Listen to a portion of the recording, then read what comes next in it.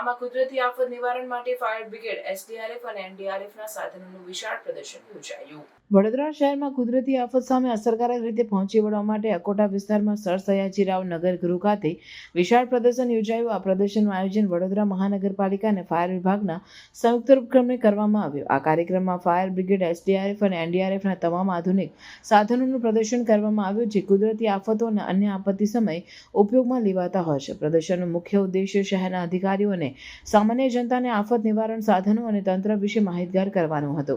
આ પ્રદર્શન દરમિયાન વડોદરા મહાનગરપાલિકા, ફાયર વિભાગ અને શહેર પોલીસ કમિશનર સહિતના ઉચ્ચ અધિકારીઓ હાજર રહ્યા હતા. તેઓએ આફત નિવારણ સાધનોની કાર્યક્ષમતા અને ઉપયોગ વિશે વિગતવાર માહિતી મેળવી અને આવનાર સમયમાં વધુ સજ્જતા માટે સૂચનો આપ્યા. આ પ્રદર્શન વડોદરાના રહેવાસીઓમાં આફત સામે સજાગ રહેવાની જાગૃતિ ફેલાવવાનું કામ પણ કરતું રહ્યું. આ પ્રકારના કાર્યક્રમો વડોદરાને કુદરતી આપત્તિઓ સામે વધુ મજબૂત બનાવવામાં મદદરૂપ થાય છે. વડોદરામાં છેલ્લા કેટલાક વર્ષોમાં પૂર અને અન્ય કુદરતી આફતોને કારણે ભારે નુકસાન થયું છે.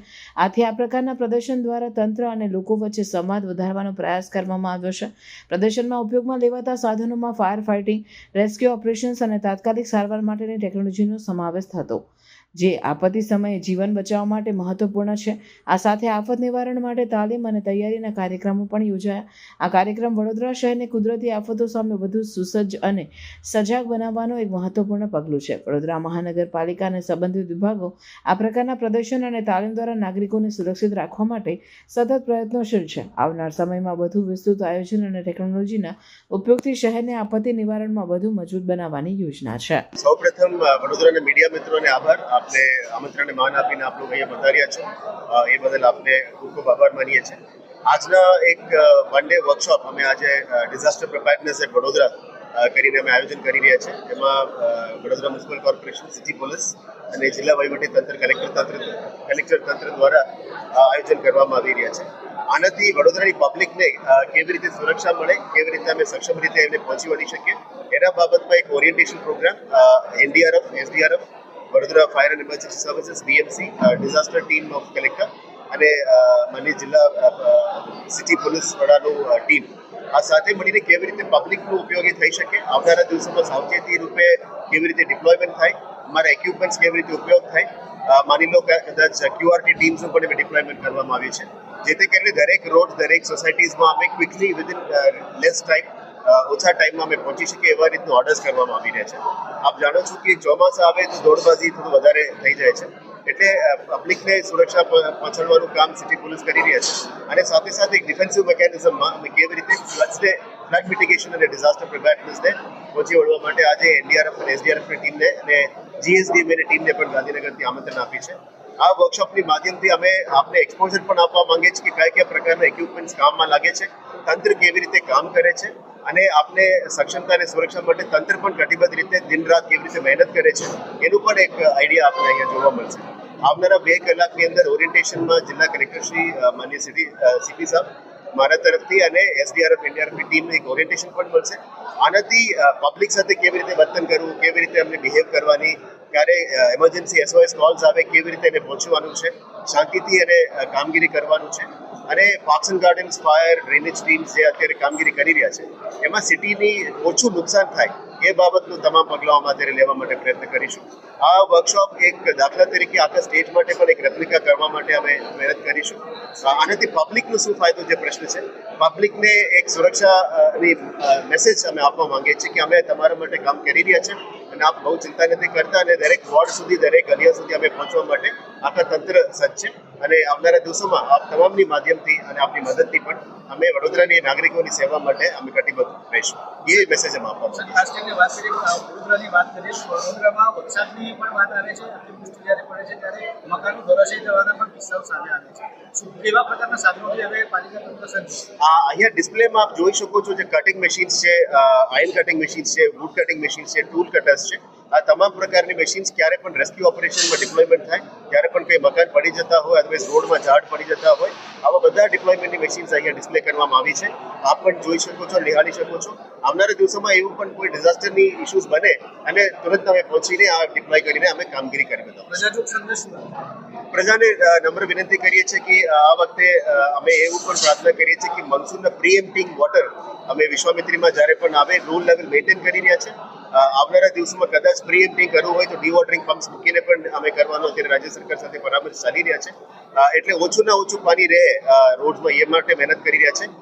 લગભગ તમામ ડ્રેનેજ સિસ્ટમને પણ અત્યારે સાફ કરવામાં આવી છે. લગભગ 20-30 વર્ષ પછી આ માટી કાઢવાનું કામ, પ્લાસ્ટિક કાઢવાનું કામ, આ બધું કામ અત્યારે કાર્યરત છે. આશા રાખીએ કે આવનારા દિવસોમાં આવું કંઈ ઘટના ના બને અને મેક્સિમમ અમે તંત્રને પહોંચવાનો અમે પ્રયત્ન કરીશું. Thank you. શહેર administration, district administration flood mitigation માટે, ડિઝાસ્ટર મિટિગેશન માટે કેટલાક પગલાઓ ભરી છે અને કોઈ પણ પરિસ્થિતિને પહોંચી વળવા માટે એક કન્ટિન્જન્સી પ્લાનને પણ તૈયાર કરી છે.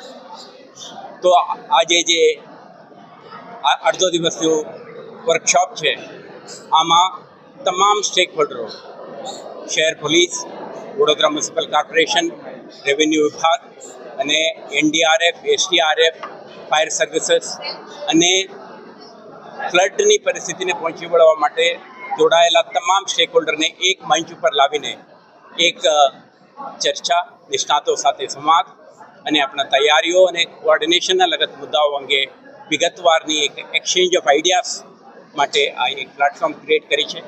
સાથે સાથે તમે જોયું કે પોલીસ, એસડીઆરએફ, એનડીઆરએફના જે ટૂલ કિટ્સ, ઇક્વિપમેન્ટ્સ અને એમના જે પરિબળો છે, રિસોર્સિસ છે, ઇક્વિપમેન્ટ અને સપોર્ટ સિસ્ટમ છે, આને પણ આપણા એક ડિસ્પ્લે અને એક્ઝિબિશન કરી.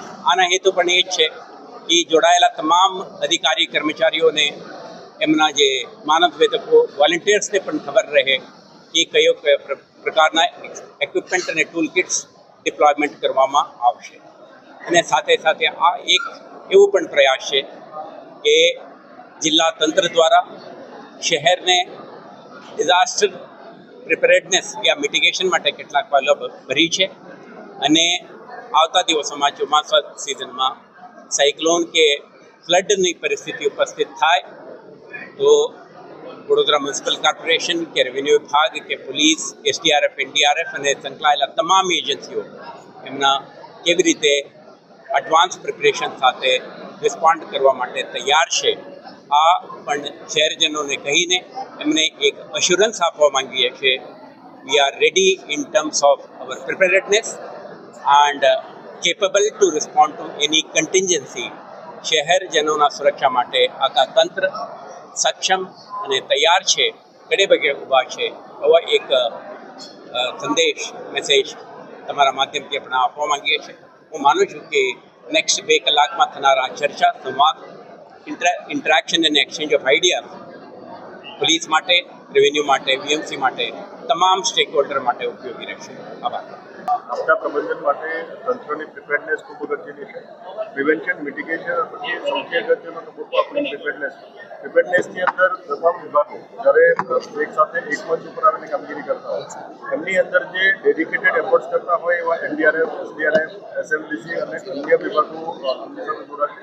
આ સિવાય જે નોર્મલ કોર્સમાં કામ ના કરતા હોય એવા વિભાગો પણ આની સાથે જોડાય અને આપણા પ્રબંધનની અંદર કામ કરે તો એમના માટે કેપેસિટી બિલ્ડિંગ વિશેષ થાય, તમામ ટીમો વચ્ચે સંકલન થાય અને એક રોલ એન્ડ રિસ્પોન્સિબિલિટી ફિક્સ થાય અને એમના અંતર્ગત તમામ વિભાગો કામ કરે એ દિશાનો પ્રયત્ન CP sir, municipal commissioner sir અને બાકીની સમગ્ર ટીમ એના માટે પ્લાનિંગ કરી અને તમામ વિભાગો અહીંયા જોડાય, તમામ વિભાગોની સાથે એક સંકલન થાય અને એમના એક્સપિરિયન્સ શેરિંગ અને આ ઉપરાંત આપણા કેપેસિટી બિલ્ડિંગ અને આપણા વિવિધ સાધનોનું ડેમોન્સ્ટ્રેટ થાય, જેથી કરીને આપણી ક્ષમતા શું છે કે લોકો સુધી સંદેશ પહોંચે અને તમામ વિભાગોને માહિતગાર થાય એ માટેના પ્રયત્નોના ભાગરૂપે આપણે આજના વર્કશોપનું આયોજન કરીએ.